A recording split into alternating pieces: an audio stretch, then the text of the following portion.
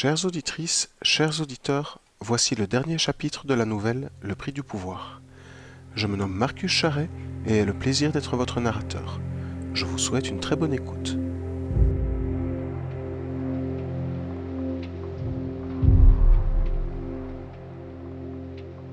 Confrontation prédestinée.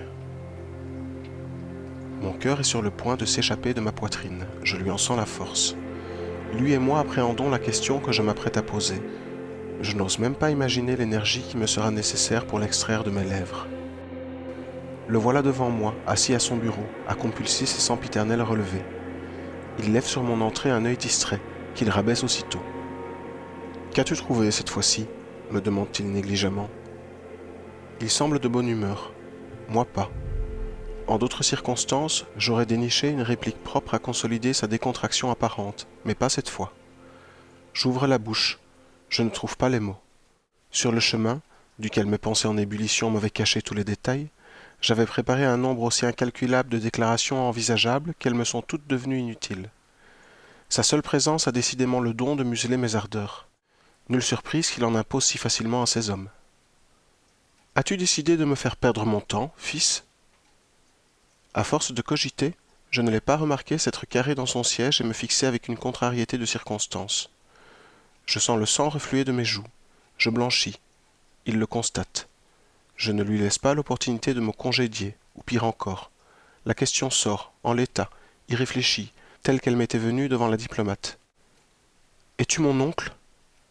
L'atmosphère dans la pièce se glace aussitôt. Père n'a pas bougé d'un pouce, et pourtant tout vient de changer en sa personne.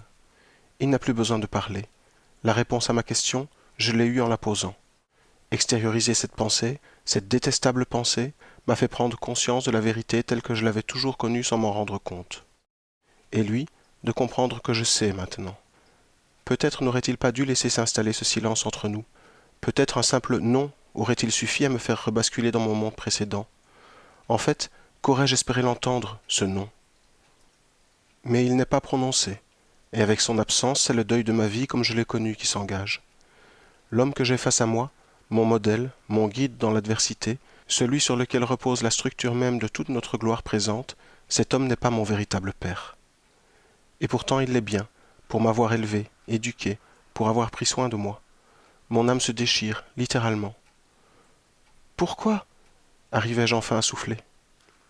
Il se lève, doucement, amplement. Il croise ses mains dans le dos et, de la même fierté qu'il a toujours affichée, il s'avance à pas compter. Arrivé à ma hauteur, il descend sur moi son regard glorieux et capte le mien. Je vois dans ses yeux un sentiment que je ne lui avais jamais connu auparavant, de la tristesse. Elle s'insinue aussitôt en mon être. Ainsi donc il regrette. Je ne sais pas quoi encore, mais il regrette. D'avoir pris la place de mon géniteur, d'avoir attaqué notre demeure, d'avoir tué mère. Nonchalamment, il lève son bras droit et dépose sa main sur mon épaule. Je suis désolé, fils. Si je n'ai su par quel mot commencer cette entrevue, j'en perds ici la notion même de langage. Je n'ai pas rêvé, il vient de s'excuser. À sa manière, mais il vient de s'excuser. Je ne le découvre pas seulement un autre homme, je lui découvre également une nouvelle personnalité. Désolé de t'avoir menti, Grégard, poursuit-il sur un ton identique. Il m'a nommé. Il ne l'avait jamais fait. Cet aveu est le pire de tous. Désolé pour ta mère. Ça ne te parlera peut-être pas à ton âge, mais je l'aimais. Et ton père, mon frère, nous interdisait cet amour. J'en reste bouche bée. Non qu'il soit tombé amoureux de mère, après tout, mon subconscient se refuse obstinément à le voir autrement que comme mon père, son légitime concubin, mais en évoquant cette considération avant tout autre, il m'indique clairement la réelle motivation de son attaque. Il n'était pas venu ici pour prendre le pouvoir, il était venu pour me ravir maman. « Ah, as-tu tué mon véritable père ?» me risquai-je à demander alors même que j'aborde le savoir. Sa réponse fuse, impitoyable. Il était un obstacle à notre idylle, et je t'ai suffisamment répété ce qui doit être fait des obstacles, n'est-ce pas, fils ? Ne m'appelle plus jamais fils. Mon hurlement intérieur ne trouve pas la sortie de mon corps. Il m'étouffe. Tous ces aveux, évoqués en si peu de mots qu'ils en deviennent amèrement affûtés, me lacèrent la conscience. Comme j'aimerais m'évanouir et me rendre compte que... Mes pensées s'embrouillent. Une lame vient de me transpercer. Je suis désolé, fils. Je m'étais réellement habitué à toi. Vraiment. Tes parents t'ont enfanté trop intelligent, c'est tout. Ce n'est pas ta faute. De sa main, il retient ma chute. Mon corps glisse vers le sol comme mon esprit se tourne vers les cieux. Étrange sensation que celle-là. Ma vue n'a pas eu le temps de se troubler qu'elle s'illumine déjà d'un éclat apaisant. Dans sa brillance, j'entrevois les reflets argentés de la dague qui se rit de moi dans la main gauche de père. Au travers de l'adresse de son maître, elle a touché un point vital, c'est indéniable. Je sens le sol se déposer dans le bas de mon dos, puis sous mes épaules, et finalement à l'arrière de mon crâne. Sur l'instant, une question naturelle s'impose. Pourquoi père m'a-t-il tué? Mais je n'ai plus la force de la poser, ni le besoin d'ailleurs. Sa réponse probable s'imprime dans mon esprit défaillant. Tu as compris ce que personne ne doit savoir, et ce savoir est un obstacle à mes ambitions. Repose en paix, entends-je à la place, et ne m'en veux pas. La stabilité de notre pays s'appuie sur celle de notre famille. Tel est le prix du pouvoir. Ma vision s'illumine. Si seulement j'avais réagi avec moins de fougue. Quand je pense. Épilogue. L'assassin n'a pas été trouvé. Toute la citadelle est en émoi. Le duc est en pleurs. Son fils unique n'est plus. Il l'a découvert sur le sol de son bureau, poignardé par un lâche. Des têtes vont tomber. Et si parmi elles ne se trouve pas celle du meurtrier, alors plus de têtes tomberont encore. Dans sa cuisine, une autre personne est en larmes. La vieille Alba. Elle ne comprend pas. Comment le pourrait-elle? Le monde de ses maîtres a toujours été trop étrange pour sa compréhension de petites gens. Cependant une tâche l'attend, qu'elle décide d'accomplir malgré la promesse faite 16 ans plus tôt.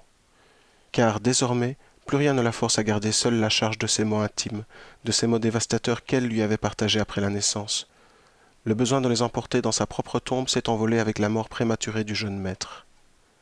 D'un pas lent, fatiguée de tout, elle traîne sa carcasse usée dans les couloirs de la citadelle jusqu'aux appartements du duc. Là, elle demande audience. Elle est reçue par un père atterré, abattu comme peuvent l'être les parents injustement esseulés. Faisant l'effort de s'agenouiller auprès de lui, elle ose déposer sur la jambe du malheureux le maigre réconfort de son antique main calleuse. Puis, elle lui parle. De sa bouche s'élèvent des mots doux qui, timidement, semblent trouver leur chemin vers le cœur du pauvre homme. Ensuite, avec difficulté, elle se redresse et approche ses lèvres rabougries de son oreille. À son creux, abritée du monde extérieur, elle souffle un secret, confié du vivant de la regrettée duchesse. Un secret qui, jusque-là, avait eu vocation à faire vaciller la noble famille. Un secret qu'elle désire partager maintenant, porté par le sot et candide espoir qu'il relativisera la douleur de celui qu'elle ne sait pas être un imposteur.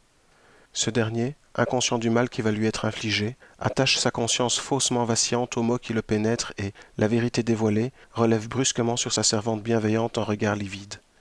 Une brume non simulée le recouvre désormais, qu'il ponctue d'un unique râle de souffrance véritable. Non. Second épilogue. Mon mur m'accueille. Je le sens au travers des mondes. Je m'y assieds, comme je l'ai toujours fait. Je n'ai plus d'ouvrage à dévoiler au ciel. Je n'en ai de toute façon plus besoin. Fantôme vient s'installer sur mes genoux. Ses ronrons me bercent instantanément. Près de l'arbre où il m'était apparu de mon vivant, grand-mère m'envoie un signe de la main. Elle m'annonce la fin de mon attente. Plus loin, dans la direction qu'elle m'indique, je les vois enfin. Papa, maman.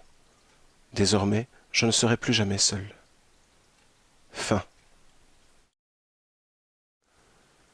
Ici s'achève cette nouvelle.